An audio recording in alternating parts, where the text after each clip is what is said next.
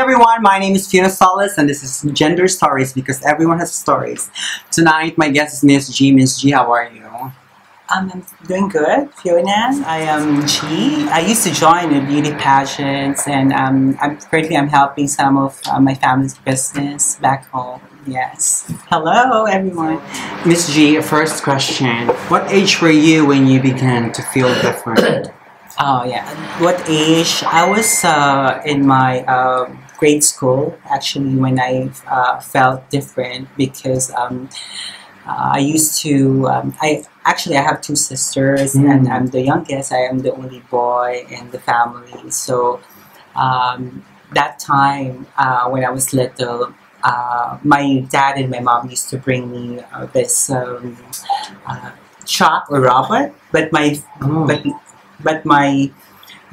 my sisters, they have their Barbie dolls and like that. So what happened is I saw them playing with their Barbies and I was alone. I felt like an outcast when I was playing with my robot, and then I saw them having this they're enjoying playing with the Barbies, and what happened is like I felt that they were happy, so I joined them, and then I felt that, you know, I belonged to that kind of playing with Barbie. So I came to realize that, you know, I have a soft heart that time. And then I when I was in my grade school also, I had a crush. Yes. You know, Attraction already with, you know, with guys, you know, with the boys. I mean, so that's that's the time when I felt that, you know, it was different. What was your childhood like? My childhood life was, well, I'm very thankful because I have a loving family. Well, my dad is actually a policeman and my mom is an overseas worker.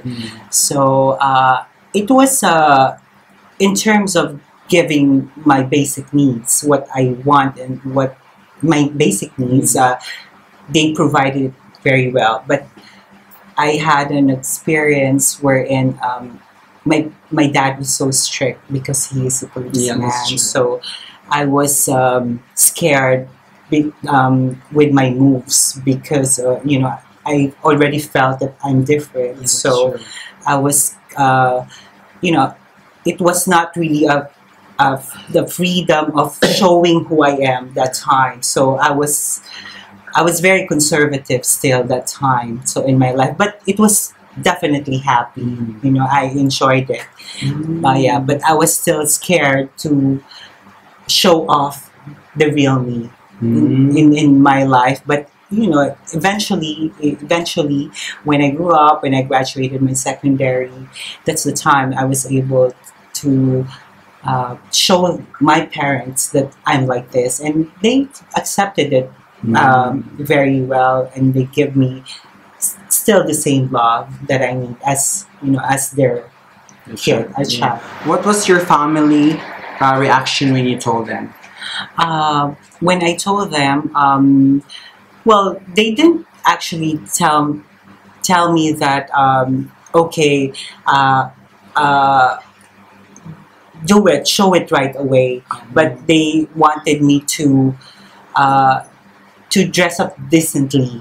The fact that you know, I'm already in my 30s, so those days, like those years, like 1990s, we trans were not really accepted and recognized yet. So I was in that stage wherein you really have to dress properly. Even if I wear clothes for women, it has to be, it doesn't have to be very showy. Yes. Because they were scared of people will disrespect me, of how I will present myself. So they accepted me, but you have to be very conservative in how you do things, in how you show yourself in terms of dress, or if you wear makeup, it doesn't have to be too much, because the lifestyle in 90s, I don't know if people in the 90s would know how, you know, they would understand what I'm saying, because that's how very conservative the Philippines or the society before. That's very true. Wow. So what challenge did you face growing up? Mm, well, the challenge when the growing up, the challenge that I faced growing up, being like trans, is how to prove myself that I am worthy to be a trans in the eyes of my family. So what happened is that what I did was I tried to work in the call center, and after working in the call center, then I joined a beauty pageant. That's where I started joining the television, like Super Serena. Yes, it's prestigious beauty pageant. On television. So what happened was I show myself that I can do it, even though this is the lifestyle or this is the gender that I choose. I prove them that you can be also the best like the others, even you're a transgender, as long as you have and my I want my family to be proud of me. And they are. And thank you. And so that's my inspiration, and that's the challenge that I have to face, which is hard to get things to prove yourself right, to prove yourself worthy. Right. Yeah, it takes a lot of hard work. That's very true. Especially in your situation, like your father is like exactly. working in a very masculine field, like police. Thank you for saying that, Fiona, because my family in the society, they know them very well as a policeman, so I have to be careful of respected man. Yeah, respected man. So I have to be careful in what I do because people see that. Right. And So how did you begin your transitions? How did I begin my transition?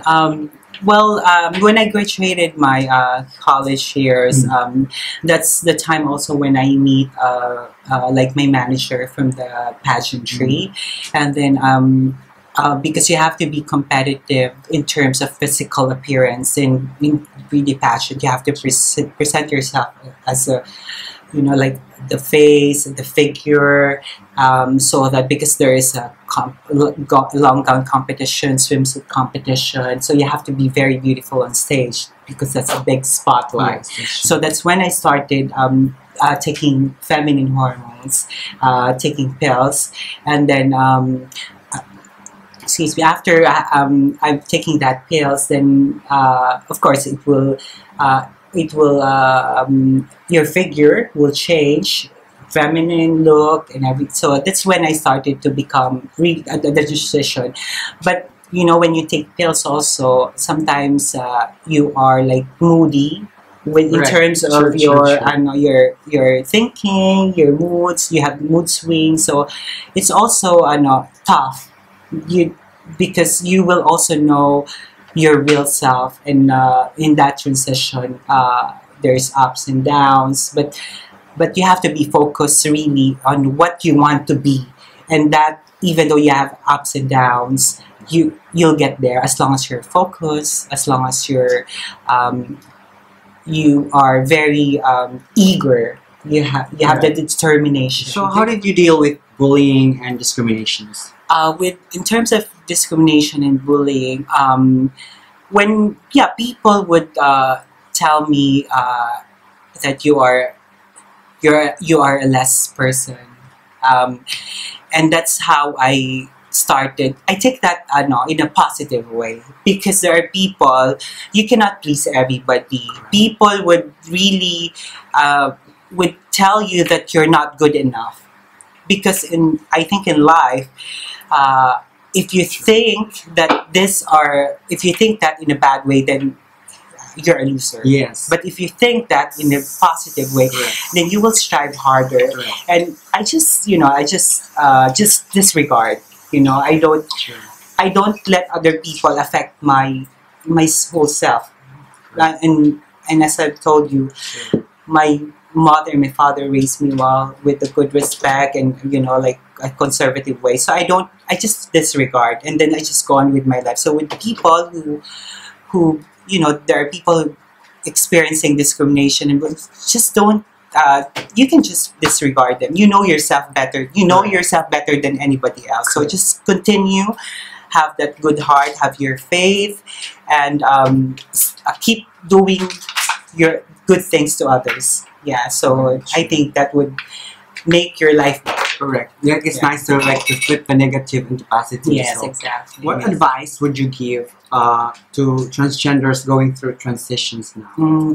So for all the transgenders who's transitioning right now, I think the best advice I can give is just to really do things with a good purpose. I think you are transitioning. It's because you want to be a real woman, or you want to be. Uh, it's like it's a whole change of yourself, but don't forget the you call the GMRC, the morals, the values that has been brought up to you. Because this is just a physical thing. Transitioning is just a physical thing in terms of transgender, because you want to you're presenting yourself as a woman wherein you were a man before. So I think that's the idea. But don't forget the good things that has been taught to you when you were born, or in your family. I think that's the best thing. And then it will follow. It will be a better, a prettier, a beautiful life after that transition. So what advice would you give to their families? Okay. Yeah. The advice that I could give to their families is because I think we have different different families, and we are being brought up in a different way. But for me, whatever kind of family that you have, my advice is for the family, for the parents to accept their children, because you will never know what will happen in the future if you give them the great love, if you accept them, if you respect their decision. Correct. Then in the future they will bring that when they grow up, and they will give it back to you.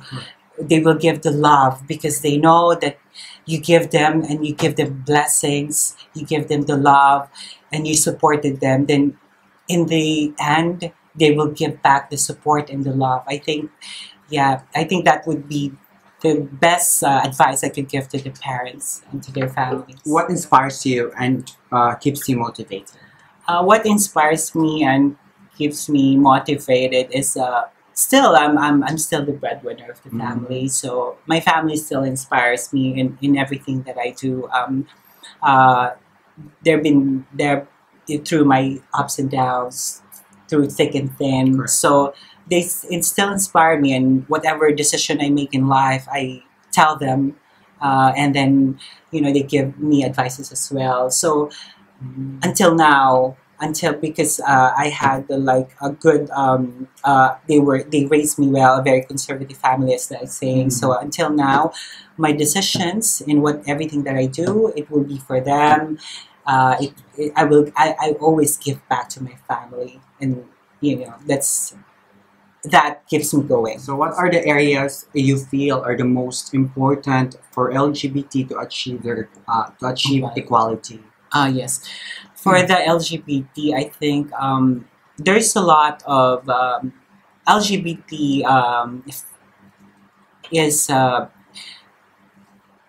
it's like a big community. I mean, so the advice, or the thing that we should focus on LGBT is just to be yourself, and learn how to humble yourself, learn to accept your mistakes, because we are LGBT community, we are human. Like, people would see we're not ordinary, but if you look into the lives of people, we are all the same. We go through the same trials in life. We go through same circumstances in life. Even it's like segregating LGBT. We all still the same, because we all have same basic needs in life. So my advice is for us to embrace our differences, embrace and learn to humble yourself, learn to understand our differences, and I think that would be the start of a peaceful, loving, giving, and caring community. Thank you. So, Miss G, what is your message to the world or to the universe, Yeah. rather? Yes. My message to the universe is also let's be humane. We are all human. I think we all have to accept love and care because I think that's the best gift that we can give to everyone. Like an example, sometimes if you always smile, give smile to other people, it may change their mood. Correct. It's like you invite positivity and good things. You share your positivity, and that starts from the heart. You should have a loving and a caring and understanding heart, and it will transcend to other people. Sharing, giving, loving. I think the world, and that is the only thing that will make the world peaceful and a perfect place to live in. Share your love, give love, and love for everyone and to the whole world. Thank Oh you. my God, thank you, Miss G. Thank you so much. Thank you, Fiona. I Thank love you you, too. Yeah, I'm so honored to be here with you right now. Yeah, I wish you all the best. So Yeah. overwhelming, so grateful. So, guys, thank you so much for watching, and always remember that respect people the way you're meant to be respected. So, that's the golden rules of life. So, no matter who you are, what you are, when you have the respect, you will be kind, you will be loving. So, goodbye.